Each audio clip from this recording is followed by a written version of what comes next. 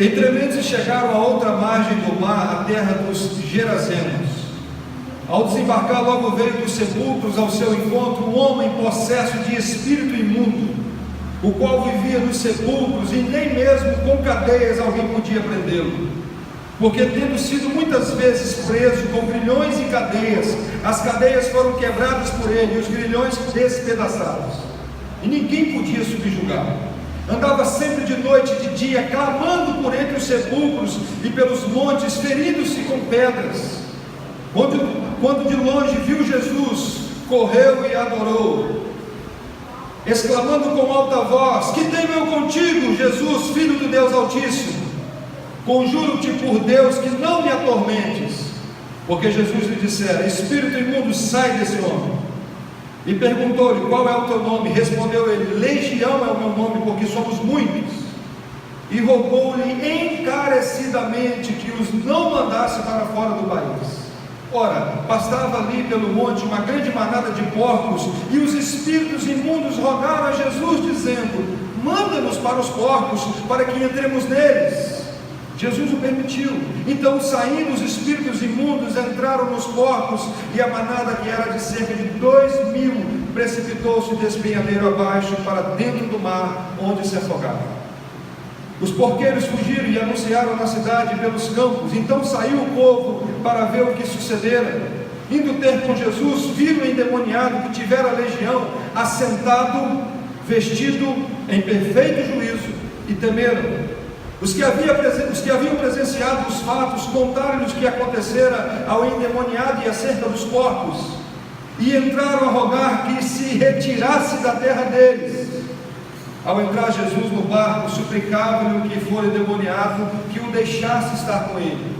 Jesus, porém, não lhe permitiu, mas ordenou: vai para a tua casa, para os teus, anuncia-lhes tudo o que o Senhor te fez, como teve compaixão de ti. Então ele foi e começou a proclamar em Decápolis tudo o que Jesus fizera, e todos se admiraram. Vamos orar? Deus soberano, nós te louvamos por essa passagem, por esse encontro transformador, Deus. Te louvamos por Jesus Cristo, soberano, Rei dos reis, Senhor dos senhores, aquele que muda vida, aquele que tem toda a autoridade no céu e na terra. E é na autoridade dele que nós nos reunimos nessa noite, Senhor, para adorar o seu nome, para engrandecer o nome do Senhor, e pedimos pela iluminação do teu Espírito, pela ação sobrenatural do Senhor no nosso coração.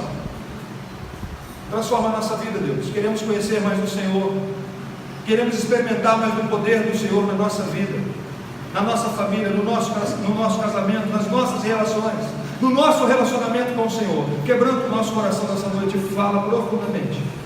Nós carecemos de ouvir a tua voz, em nome de Jesus Cristo. Amém.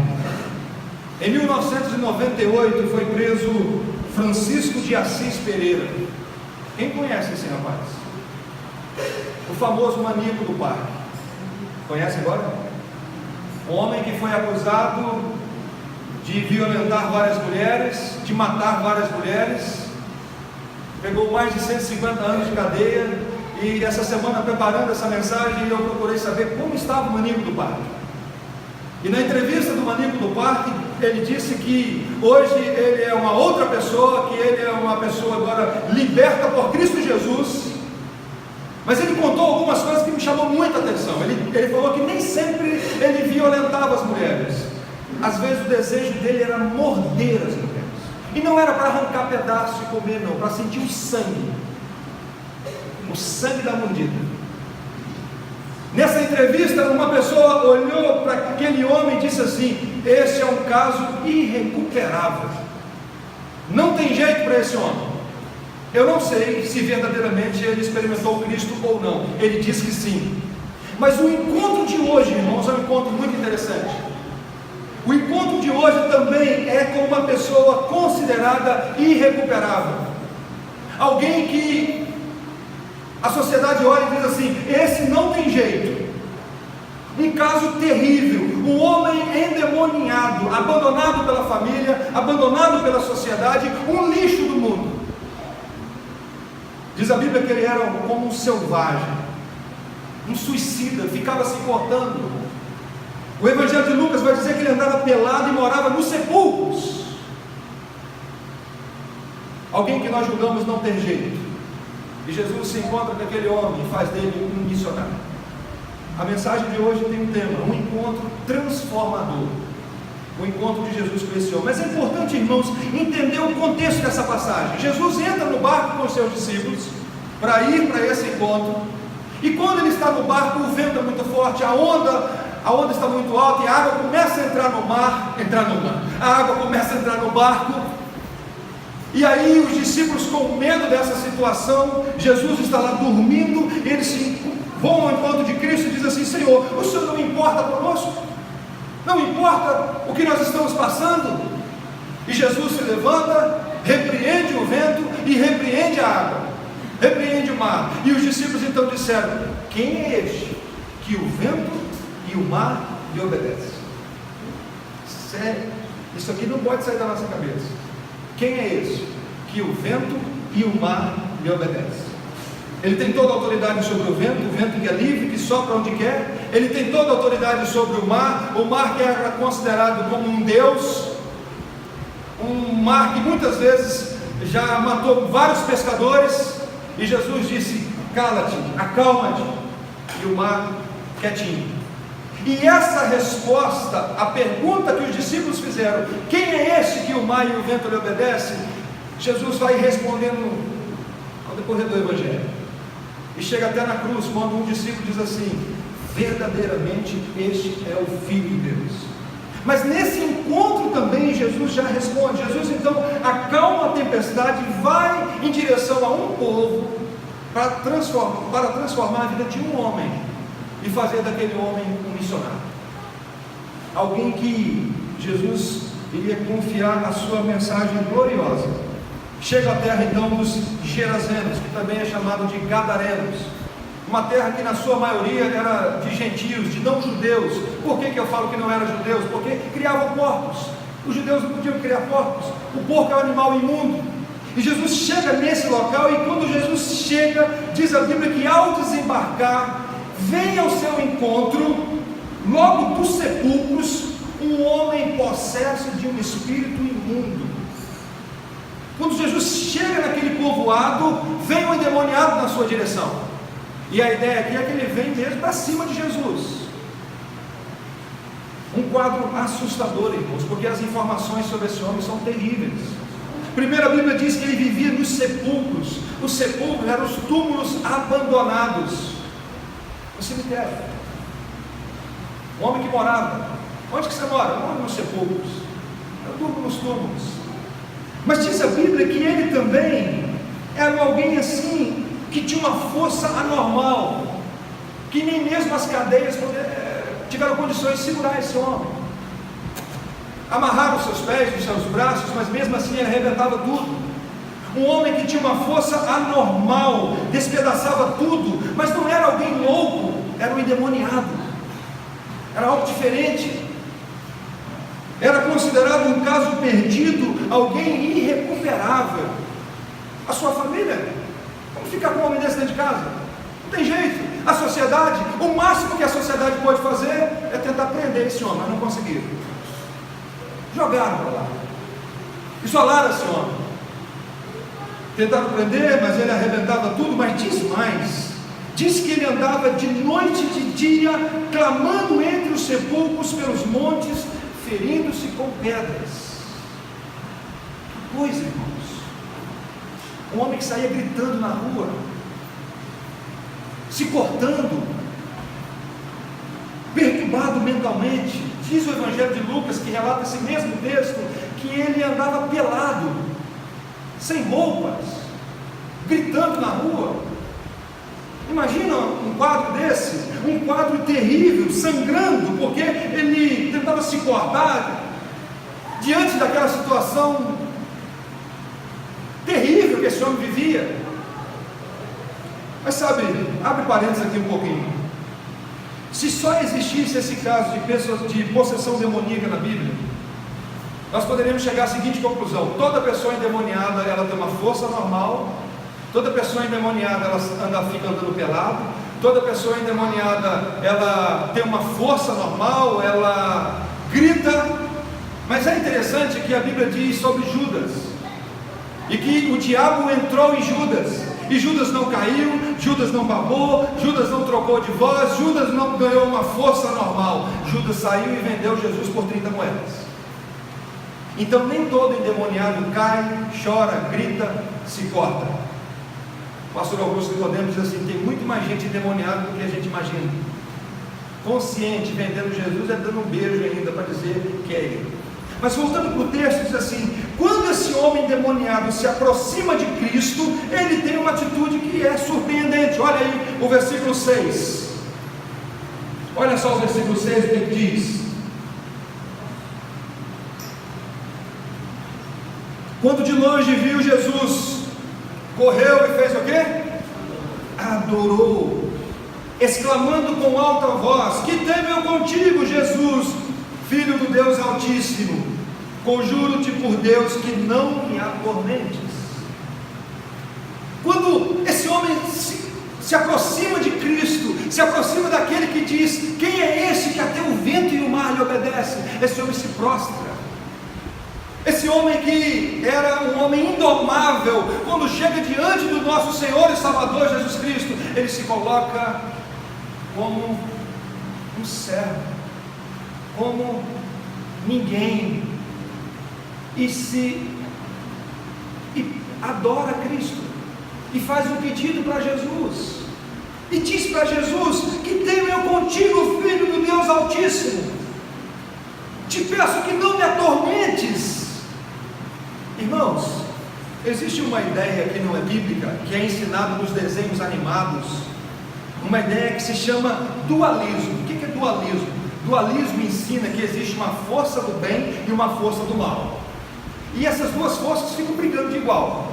Você vai ver isso no desenho animado, nos desenhos animados aqueles antigos, que existe aquela força que está brigando o tempo todo para ver quem é que vai vencer. Nós encontramos isso o tempo todo, mas não é isso que a Bíblia diz. A Bíblia não diz que existe uma força do bem e uma força do mal e que elas brigam de frente. Em algum momento o mal vence, em outro momento o bem vence. Não, nós vemos aqui os demônios prostrados diante do Rei da Glória, diante de Jesus Cristo. E tem crente que tem medo do diabo. Tem crente que tem medo do diabo. Não tem temor a Cristo, mas tem medo do diabo. Quando a Bíblia vai dizer assim para nós: sujeitai-vos portanto a Deus, mas resistir ao diabo. Tem gente que tem mais medo do diabo do que do Senhor Jesus, que tem o domínio sobre todas as coisas. Tem crente que começa a ver diabo em tudo, e o diabo está na Coca-Cola, o diabo está no McDonald's, o diabo está nos filmes da Walt Disney, o diabo está naquela música da Xuxa, se você colocar de frente para... irmãos, não é isso que a Bíblia diz. Não é isso que a Bíblia diz. Quando de longe viu Jesus, correu e adorou, e exclamou com voz alta: que tenho eu contigo, Jesus, Filho do Deus Altíssimo. No Evangelho de Mateus, que também registra o mesmo caso, eles chegaram diante de Jesus e disseram o seguinte: que temos nós contigo, ó Filho de Deus? Vieste nos atormentar antes do tempo? Isso é muito precioso. Os demônios chegam para Jesus e falam assim: o Senhor veio nos atormentar antes do tempo? O mundo demoníaco sabe que existe um julgamento final e que eles já estão condenados. Por isso eles falam para Jesus: o Senhor vieste nos atormentar antes do tempo? Nós sabemos que o nosso caso é perdido mesmo, mas já está na hora, já chegou a hora do nosso julgamento. E ele chama Filho do Deus Altíssimo e se prostra diante da majestade do Senhor Jesus. Irmãos, os demônios creem na divindade de Cristo, e tem muitas pessoas que acreditam que Jesus não é Deus, e os demônios chegam diante de Cristo e chamam Jesus Cristo Filho do Deus Altíssimo. É por isso que a Bíblia vai dizer o seguinte: crês tu que Deus é um só? Faz o bem. Até os demônios creem e faz o quê? tremem. Deus estabeleceu um dia que Satanás será preso e todas as forças do inferno serão esmagadas de uma vez por todas. O diabo será lançado no inferno de uma vez por todas. Preso ele já está, mas um dia ele será esmagado para o inferno, juntamente com os seus anjos. Quando Jesus diz assim: apartai-vos de mim, malditos, para o fogo eterno, preparado para o diabo e para os seus anjos. Esse homem que era descontrolado, uma pessoa totalmente fora de si, está agora diante do Senhor Jesus, prostrado, humilhado, diante do Rei da Glória. Principalmente porque Jesus deu uma ordem, a ordem foi: espírito imundo, sai deste homem. Jesus usou aquela mesma autoridade que ele usou para o vento, para o mar. Ele disse para esse espírito: sai deste homem. Mas é interessante que Jesus pergunta: qual é o seu nome? Olha só, versículo 9: perguntou-lhe: qual é o teu nome? E os demônios responderam: Legião é o meu nome, porque somos muito. Será que Jesus não sabia qual era a entidade que estava na vida daquele homem? Lógico que sabia. Jesus queria mostrar o caso terrível que aquele homem estava vivendo. Quando aquele homem diz: olha, é uma legião, irmãos, são 6.000 soldados romanos, não quer dizer que tinha 6.000 demônios na vida dele, quer dizer que tinham muitos demônios. E eles então rogaram encarecidamente, versículo 10, rogou-lhe encarecidamente que os mandasse para fora do país. E diz a Bíblia que ali pastava uma grande manada de porcos, e os espíritos imundos rogaram, dizendo: Senhor, os porcos, manda-nos para os porcos. Eles não têm opção, eles têm que sair, porque Jesus mandou sair. Mas qual foi a razão de Jesus mandar ir para os porcos? Por que os porcos? Não há uma resposta pronta para isso. Se você continuar lendo o texto, você vai perceber que os donos dos porcos valorizavam mais os porcos do que a restauração daquele homem. Quem sabe seja por isso, para mostrar o quanto o homem valoriza mais porco do que ser humano. E diz a Bíblia que diante do pedido daquele pedido dos demônios, Jesus então, versículo 13 permite. Diz a Bíblia que saindo os espíritos imundos entraram nos porcos, numa manada que era mais de 2.000 porcos, e morreram. Os porcos morreram. Mas olha a próxima cena, versículo 15. Por favor, leia aí o versículo 15. O que diz o versículo 15?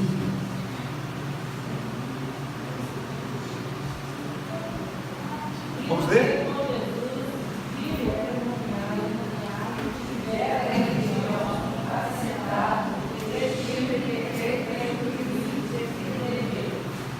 Próxima cena, aquele homem que tinha uma legião de demônios, diz a Bíblia que ele está sentado, com roupa em perfeito juízo. Imagina isso, sentado, com roupa, perfeito juízo. Não está agindo mais como descontrolado, como louco, não está mais se cortando, sentadinho, pronto para bater um papo, pronto para conversar com alguém, para quem sabe voltar ao seu convívio familiar, porque nenhuma família aguenta um homem desse jeito.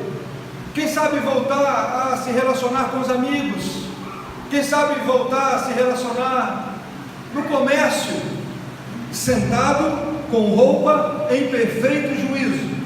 Mas sabe o que me chama a atenção nesse texto, irmãos? É que aquele povo, ao invés de agradecer Jesus, porque Jesus libertou aquele homem, aquele povo chega para Jesus e fala assim: Jesus, vai embora, não queremos o Senhor aqui, porque o que o Senhor fez foi causar prejuízo financeiro para nós. Aquele povo, ao invés de pedir: Jesus, fica mais um pouco em nosso meio, porque mais pessoas precisam experimentar desse milagre do Senhor. Fica mais um pouco, Senhor, porque eu preciso experimentar dessa transformação que só o Senhor pode fazer. Eles chegam para Jesus e falam assim: Jesus, vai embora, Não queremos o Senhor aqui, não gostamos da presença do Senhor. Versículo 16 diz assim: os que haviam presenciado os fatos contaram o que acontecera ao endemoniado e acerca dos porcos, e entraram a rogar-lhe que se retirasse da terra deles. Não queremos essa presença salvadora no nosso meio. O Senhor não é bem-vindo aqui. O Senhor não fez algo bom para nós. Para eles, irmãos, os porcos são mais preciosos do que a restauração de um homem. E nós? E nós? O que é mais precioso para nós? Porcos ou o homem? O ser humano? Uma pergunta que nós precisamos responder. Se nós estivéssemos no lugar daqueles homens, tivéssemos alguns porcos, também não chegaríamos para Jesus e diria: Jesus, não gostamos não, pode ir embora, não queremos o Senhor no nosso meio, o Senhor causa prejuízo.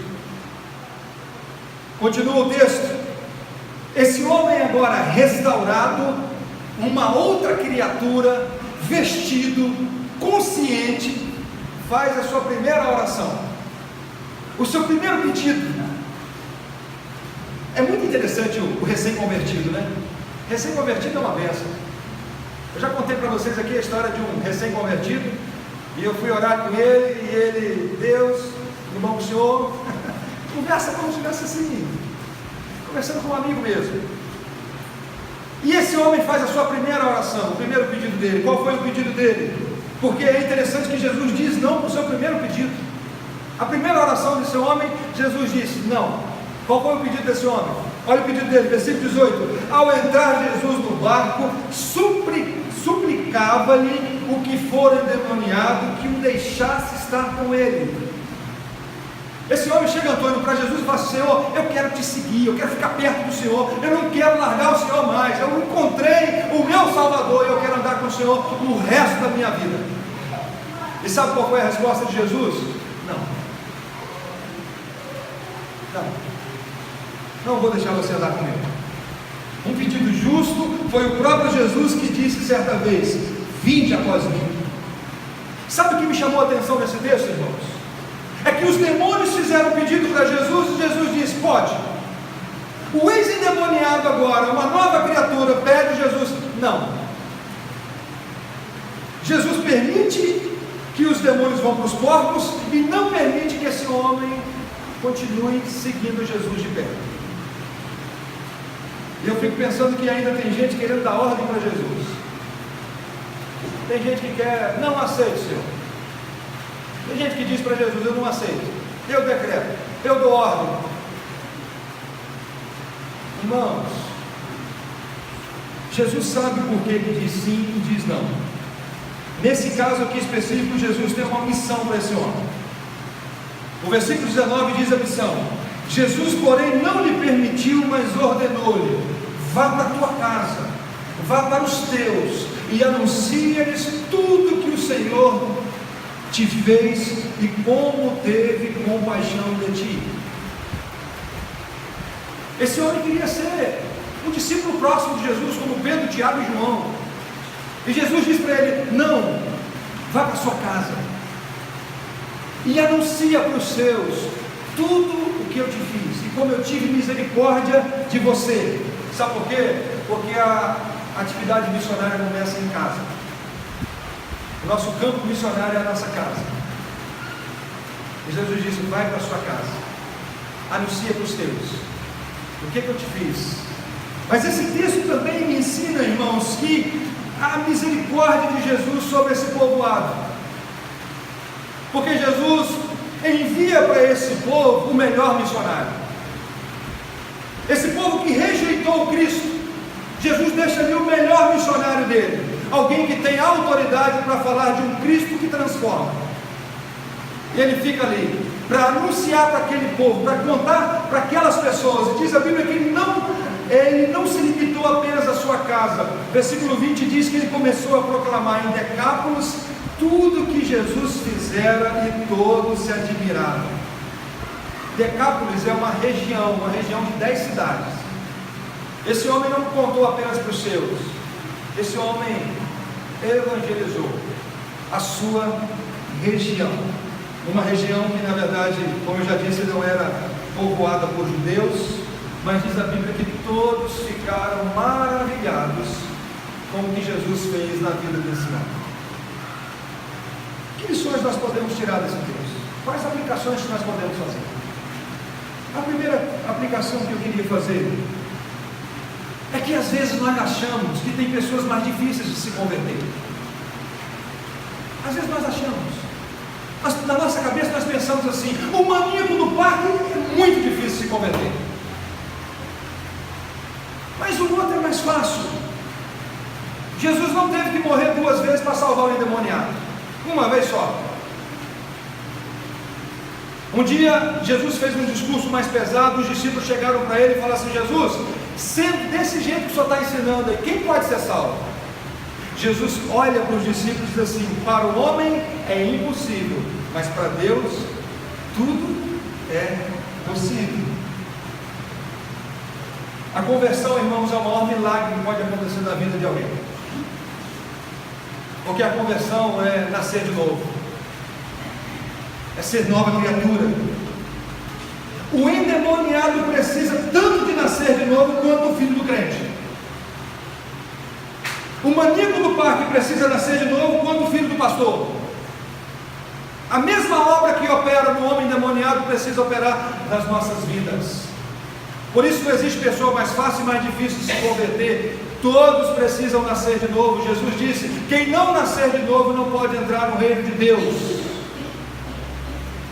Por isso eu disse aqui no início da aplicação: o maior milagre que o ser humano experimenta é o milagre do novo nascimento.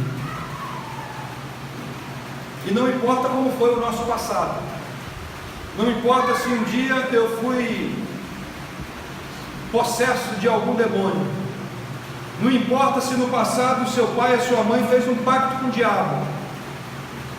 Jesus é poderoso para produzir uma nova criatura. E eu pergunto para esse pequeno grupo nessa noite: todos aqui já experimentaram esse milagre? Todos aqui já nasceram de novo? Já experimentaram da transformação que só Cristo pode fazer? Qualquer outro milagre que nós venhamos a experimentar nessa vida é fichinha. Porque a cura do câncer é uma bênção, mas nós morremos de novo. Jesus ressuscitou Lázaro, e Lázaro morreu novamente. Mas uma vez que nascemos de novo, aí, irmãos, é vida eterna. É estar na presença do Senhor pelos séculos dos séculos. A segunda aplicação que eu queria fazer, irmãos, é o que Jesus disse para esse homem. Jesus disse para ele: olha, vai para a tua casa, para os teus, e anuncia-lhes tudo que o Senhor te fez e como teve compaixão de ti. O povo rejeita Cristo. Jesus não desiste desse povo, manda o melhor missionário. E é interessante que no capítulo 7 Jesus volta para essa região. E quando Jesus volta para essa região de Decápolis, as pessoas agora abraçam Cristo e diz assim: maravilharam-se sobremaneira, dizendo: tudo ele tem feito esplendidamente bem, não somente faz ouvir o surdo, como falar os mudos. Jesus deixou aquele missionário, e quando Jesus volta para aquele lugar, Jesus agora é recebido de braços abertos, porque fez dele um missionário. Vá para a tua casa, anuncia-lhes tudo que o Senhor Deus te fez, que o Senhor fez e como teve compaixão de ti. Se este milagre já aconteceu na sua vida, você tem uma mensagem para o mundo, e que o mundo precisa ouvir. Qual é a mensagem que você tem para o mundo se você já experimentou esse milagre? Anuncia tudo que Jesus te fez e como teve compaixão de ti. Não é preciso fazer um curso missionário, não.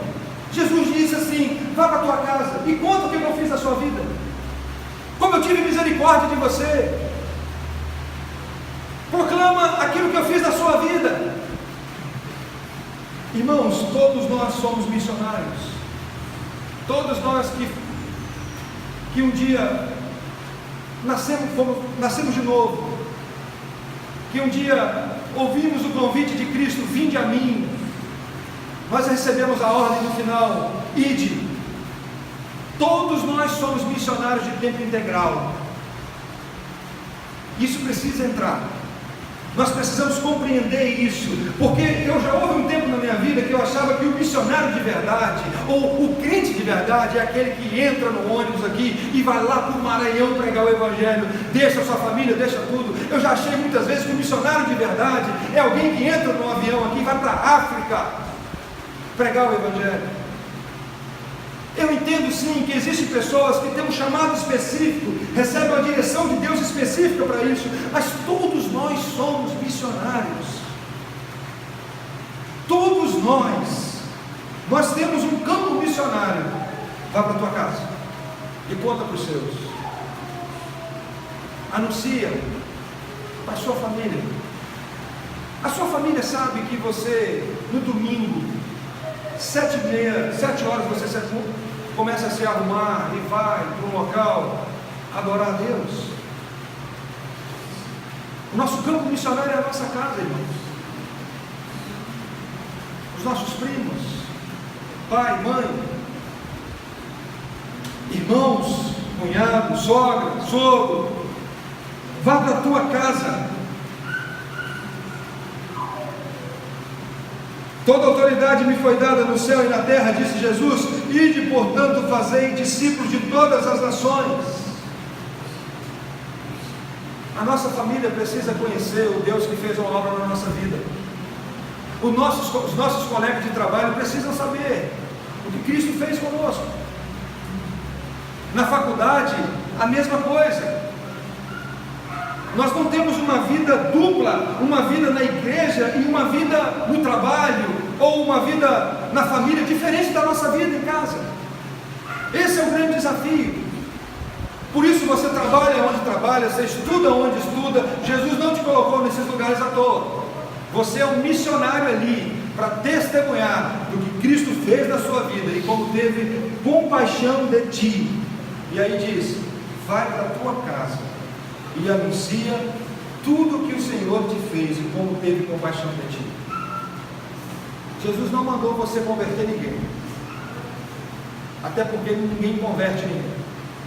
A ordem é, anuncia. Só anuncia.